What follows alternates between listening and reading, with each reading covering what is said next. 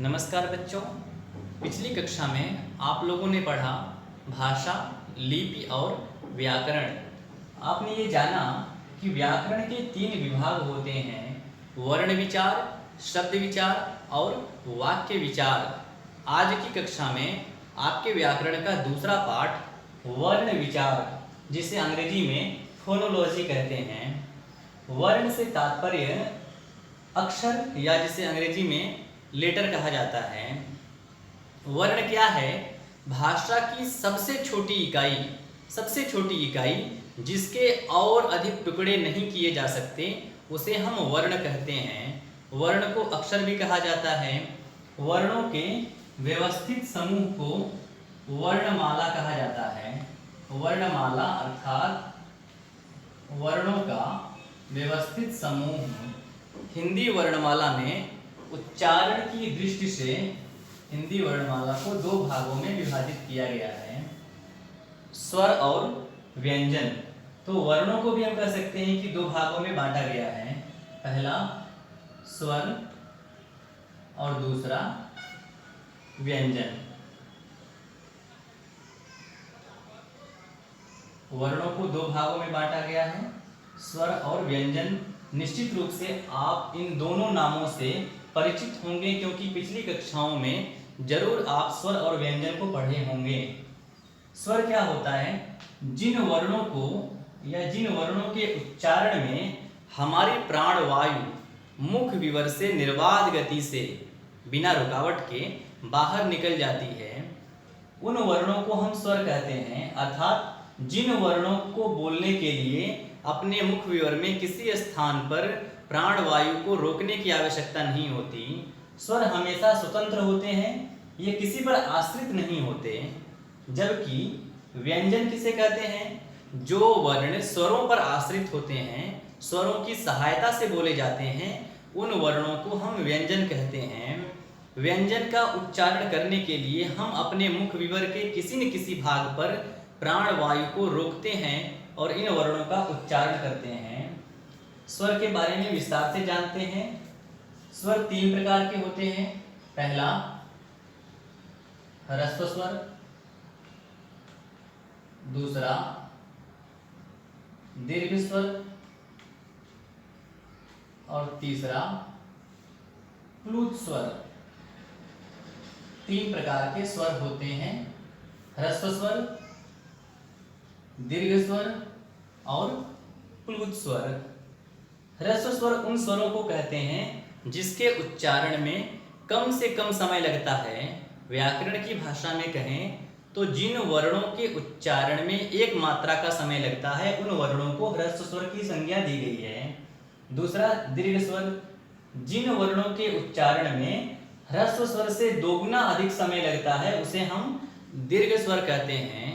अर्थात दीर्घ स्वर को बोलने में ज्यादा समय लगता है और ह्रस्व स्वर को बोलने में दीर्घ स्वर का आधा समय लगता है। तीसरा है प्लुत स्वर। प्लुत स्वर उन स्वरों को कहते हैं जिसके उच्चारण में ह्रस्व स्वर से 3 गुना अधिक समय लगता है, या यह कह सकते हैं कि इसके उच्चारण में अधिक से अधिक समय लगता है। अब ह्रस्व स्वर के अंतर्गत कौन कौन से वर्ण आते हैं उसके बारे में जानते हैं। ह्रस्व स्वर में अ, ई, उ और री। इन 4 वर्णों को ह्रस्व स्वर कहा जाता है, क्योंकि इसके उच्चारण में कम से कम समय लगता है। अ, ई, उ और री। दूसरा है दीर्घ स्वर। दीर्घ स्वर के उच्चारण में ह्रस्व स्वर का 2 गुना अधिक समय लगता है। इन स्वरों में आ, ई, उ, ए, ऐ, ओ और औ, कुल मिलाकर के 7। दीर्घ स्वर में आ, ई, उ, ए, ऐ, ओ, औ। तो 1 2 3 4 ह्रस्व स्वर में 4 वर्ण और दीर्घ स्वर में 7 वर्ण। तो हिंदी वर्णमाला में स्वरों की संख्या हो जाती है 4 और 7 11। जब भी पूछा जाए कि हिंदी वर्णमाला में स्वरों की संख्या कितनी है तो आप बताएंगे 11। तीसरा है फ्लूट स्वर। फ्लूट स्वर, इसके लिए कोई निश्चित वर्ण नहीं बनाया गया है। ये उन स्वरों को कहते हैं कि जब दो व्यंजनों या दो स्वरों को देर तक खींचा जाए, देर तक बोला जाए, तो उसके बीच में जो हमारी प्राणवायु निकलती है उसको हम प्लूत कहते हैं। जैसे ओम, तो ओम बोलते हैं तो ओ और म इन दोनों के बीच में ओ ऐसे जो ध्वनि आती है इसे ही हम प्लूत स्वर कहते हैं। अक्सर किसी को बुलाने में इधर आओ, या नाटक में आपने सुना होगा पधार रहे हैं, तो जब स्वरों को खींचा जाता है तो जो देर का समय लगता है ना उसे ही हम प्लूत स्वर कहते हैं, प्लूत स्वर की संज्ञा देते हैं। तो आप निश्चित रूप से जान गए होंगे कि स्वर क्या होता है। स्वर स्वतंत्र होते हैं। स्वर को बोलने के लिए अपने मुख विवर में किसी भी स्थान पर रुकावट करने की आवश्यकता नहीं होती है। स्वरों की संख्या 3 होती है, ह्रस्व स्वर, दीर्घ स्वर और फ्लूट स्वर। ह्रस्व स्वर के अंतर्गत अ, ई, उ, री। दीर्घ स्वर के अंतर्गत आ, ई, उ, ए, ऐ, ओ, औ। इन सभी वर्णों को जोड़ने पर कुल संख्या होती है 11। अब इसमें आप ये सोच रहे होंगे कि जब भी हम स्वरों को पढ़ते हैं तो उसमें 13 आते हैं।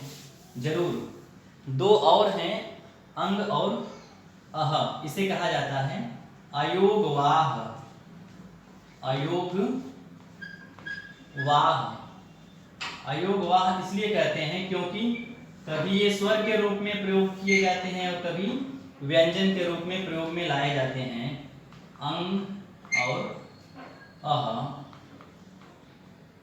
ये दोनों वर्ण कभी स्वर के रूप में प्रयोग में आते हैं और कभी व्यंजन के रूप में प्रयोग में आते हैं, इसलिए इसे हम अयोगवाह कहते हैं।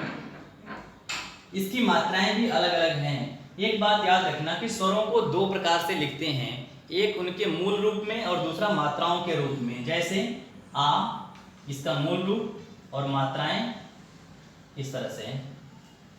ई मूल रूप है और इसकी मात्रा इधर से। तो अंग और अह की भी मात्राएं होती हैं और ये स्वर और व्यंजन दोनों के रूप में प्रयोग में लाया जाता है, इसलिए इसे अयोगवाह कहते हैं।